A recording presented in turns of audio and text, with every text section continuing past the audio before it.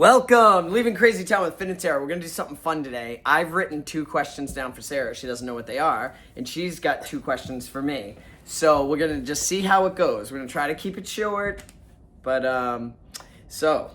Okay. Should I ask you a question first? No. Okay. Go. All right. What is the personality trait or issue or behavior that a person does that drives you the craziest? Like, what activates you the most? What type of personality or what behavior or what?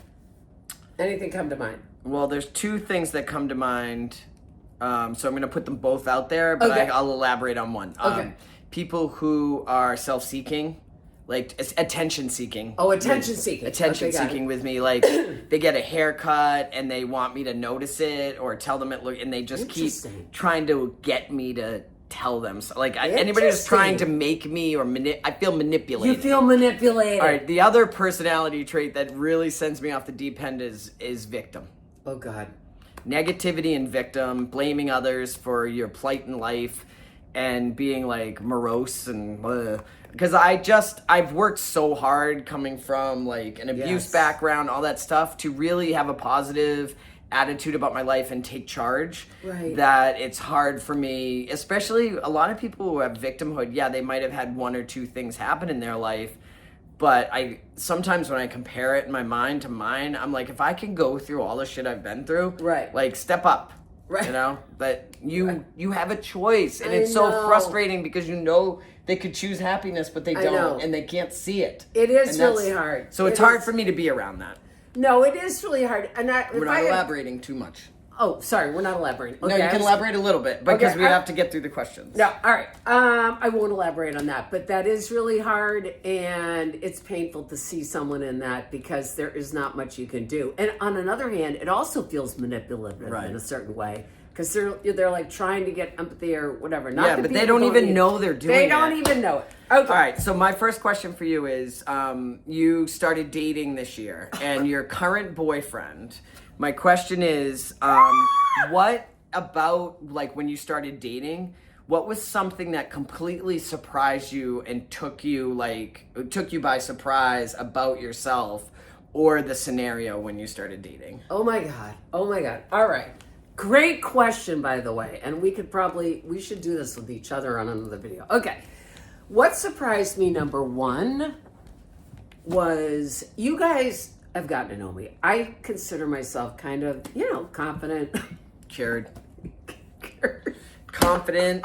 She's, like, take me or leave me kind of confident. Yeah, I mean, I didn't think many things kind of rocked me. I mean, by the time I met him, I felt pretty darn good about myself. Okay.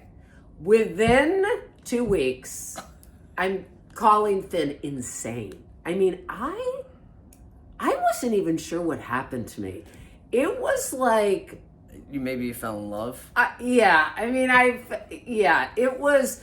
Plus, all those old behaviors, and it's so funny because I've told clients this for years. I've said to them, in the first 3 months of meeting someone, every old issue that has been unresolved will get activated.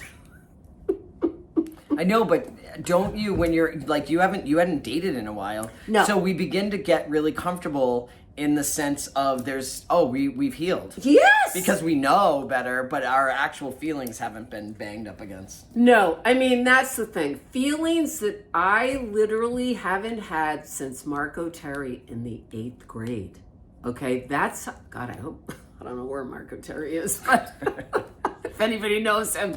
But I am telling you, that feeling like of having a super crush on an 8th grade boy, think about that, you guys. That is how I have felt and actually still feel, to be honest, when I see him, which is magical, and I have never felt that way. So but it must trick up some insecurities. Yeah, so some fear and insecurities that I had no idea were there. Right. Okay. What's your next question? Well, interesting, because my next question is, what's your biggest fear and why? My biggest fear? Yes.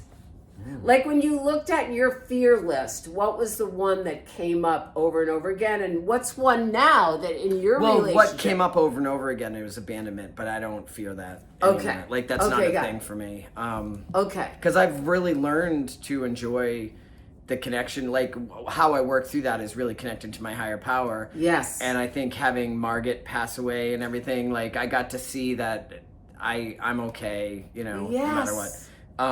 But what's my greatest fear? I don't know, like, has anything, let me shift it. Has anything new come up since you've been dating that you didn't realize you had as a fear?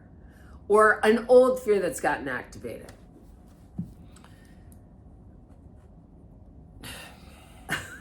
Oh, come on. Come on. No, because I'm just trying to, like, see if it's a fear. I mean, right, obviously insecurities, like you were saying, have come up.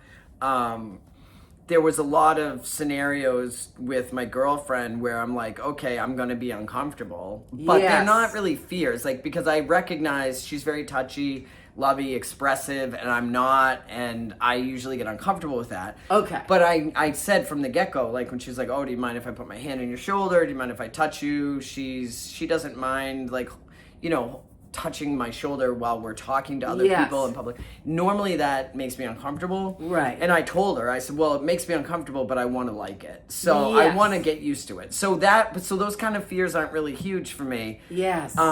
Yes. So I would say a fear I've always had is being trapped and suffocated and not.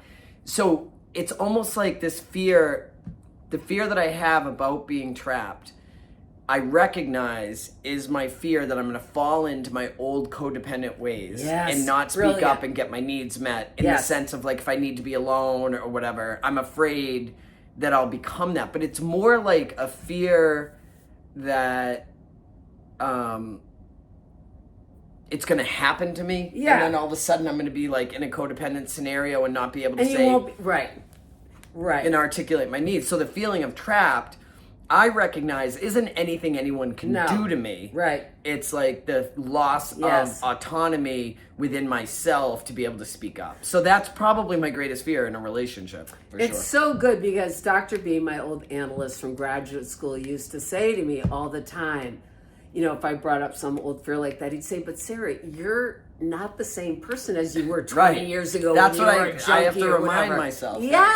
Yeah, and the other thing that I just wanted to say is, I know Gabor Mate says this, but when we talk about the fear of abandonment, very often I remember him saying, is it the fear of someone abandoning you, or is it the fear of the feelings I'm going to have when someone leaves? So is it the fear of having feelings or the fear of someone leaving? It's just something to think about. It's interesting. Yeah. Okay. I'm not as concerned about that one anymore. All right, so the last question for you is, if there's one thing you could change about yourself, what would it be? Oh my gosh, that's such a great question. If there's one thing I could change about myself, what would it be? Oh my gosh, this is kind of sad but this is what came up. So I've been told for a long time I can be really loud. Oh yeah. Yeah. And oh God, did you get this? I hate I had quiet down, simmer down. Oh. I know. So, and I do have hearing aids that I never wear. So, geez, shocking that I speak loudly. Okay. But yeah, so I think sometimes I get that feeling like if I'm in a group and I'm like speaking loudly, but I'm not aware, and then someone reminds me, I get that shame. So sometimes I think, geez, I wish I had, oh my God, this is so sad that I'm saying that's kind of a quieter personality. Yeah. I don't know, like that maybe I could, I don't know. I guess that's the first thing that comes up, and I'm not sure if I want to change that, but it's something that you've felt shame around? I felt shame around. Because I can relate to that one a lot. Yeah. Yes. Yeah. Yes. Maybe the impulsivity, like as that a comes kid. from it. Yes. As a kid, I got thrown out of so many things because I was impulsive. I interrupted. I was loud. Yes. I constantly was getting like. Yes. And to me, it's a message to shrink yourself. Right. So what? Yeah. So I think what I'm going to say is this. It's like, I think I don't want to come from like feeling shame about something to change it, But is there something, some specific thing that might be helpful for me to feel better about myself around that? So I'm going to look at that, and I'll get back to you on that. Well, I know that I'm not trying to fix, but I want you to know that the energy you bring into the room is absolutely delightful. So you remember my thing earlier when I didn't like the morose, down, Yes. whatever people? You're the opposite of that, Right. which is why we get along so well, because I'm so like, much alike. we get fired up. I know. Yeah. Very true. So I'm going to look positively at it, and I will think about, because it is interesting that we're talking, you know, when you say what is something that you want, can you think of something right away or no? It's hard to think of. You can. It's physical. Oh, got it. It's a birth thing. I know. Of course. It's a birth thing.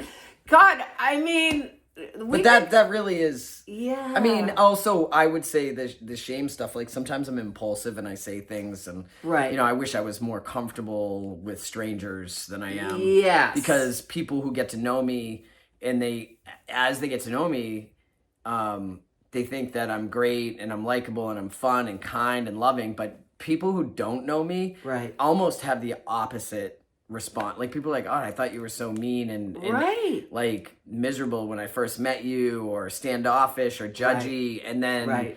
that is like the farthest thing from who I am. So I wish my Absolutely. outward presentation could match who I am, but Oh my God, it's so funny because I totally get that. And the last thing I'll say is I did this workshop once where it was a week away up in New York State, and there was like 100 of us. And they did this exercise where they videotaped you. I don't know if I've ever told you this, walking down a hall towards the camera. And you say who you are, who you live with, and your age, and where you were born or something. And then in front of the 100 people, they play the video and people comment on how they see you, perceive you. Oh my God. Like, I was wearing kind of a jean skirt and like a t-shirt, and people thought I got high. I'd been sober like 10 years, okay? They thought I was like a drug addict that got high, that didn't care about anything, that was like an airhead, and I was in a program to get a PhD.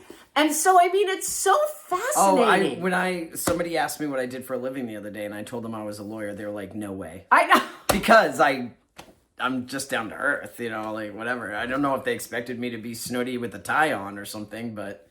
All right, so 2025, we're going to embrace who we are. We're going to love who we are no matter what. And of course, we're going to talk about different things we could change. But really, it's about embracing and loving who you are no matter what. All right, and this isn't the New Year's video, but anyway, so if you want us to answer a question, throw them in the chat. Throw them in the chat. We'll try to pick them up, and we'll do this again. It was fun. I like the Absolutely, spontaneous this was questions. spontaneous and great. Fasten your seatbelt. We're leaving.